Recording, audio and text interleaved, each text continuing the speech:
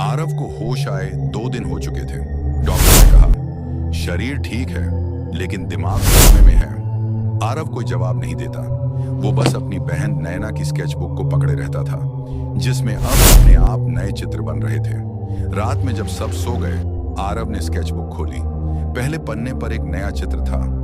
एक लड़का जो अंधेरे में किसी चीज को देख रहा है और उसके पीछे एक लंबी काली परछाई, जैसे कोई उसका पीछा कर रही हो।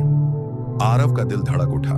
तभी स्केचबुक के पन्ने खुद ब खुद पलटने लगे और एक लाइन उभर आई, जो लौट आते हैं वे कभी अकेले नहीं रहते।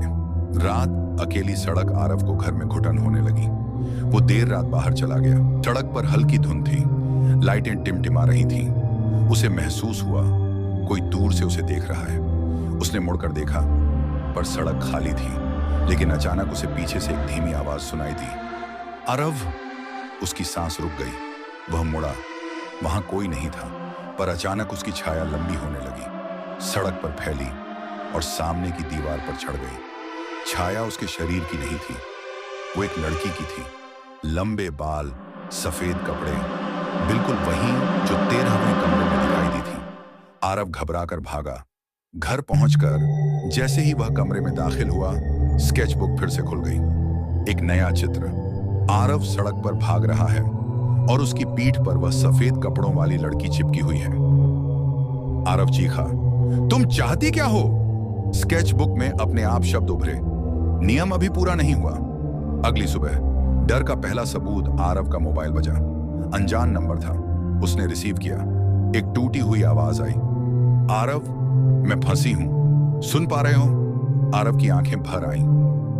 दीदी, क्या तुम सच में हो? आवाज बोली। हाँ, मैं हूं, लेकिन मेरे साथ कोई है। वो तुम्हें सौदा करने को कहेगा, मत मानना। अचानक फोन पर एक चिल्लाहट और कॉल कट गई। आरव की उंगलियां कांपने लगीं। शाम। कमरे की घटना। आरव अपने कमरे में अकेला था। धीरे धीरे लाइट झपकने लगी, हवा बिल्कुल ठंडी हो गई और फिर दरवाजा अपने आप बंद हो गया। किसी के चलने की आवाज कमरे में गूंजी, लेकिन कोई दिख नहीं रहा था। अचानक आईने में किसी लड़की की झलक आई। आरव ने मुड़कर देखा, कमरा खाली था, पर आईने में लड़की खड़ी थी, वही सफेद कपड़ों वाली। वो मुस्कुराई। उसकी मुस्कान इंसानी नहीं थी। आईने में उसने कहा, तुम बच नहीं सकते, तुम चुने जा चुके हो। आरव ने आंखें बंद कर लीं। जब उसने दोबारा देखा, आईना खाली था, लेकिन उस पर एक शब्द लिखा था, जल्दी मिलेंगे। आखिरी सीन। स्केचबुक का चेतावनी पन्ना। रात को स्केचबुक फिर खुल गई। इस बार चित्र पूरा था। आरव अपने कमरे में खड़ा है, लेकिन पीछे एक नया दरवाजा बना है, जिस पर 13 नहीं बल्कि कुछ और लिखा है, 13A, और उसके नीचे लाइन। कमरा बढ़ रहा है और अब उसका अगला निशाना तुम हो।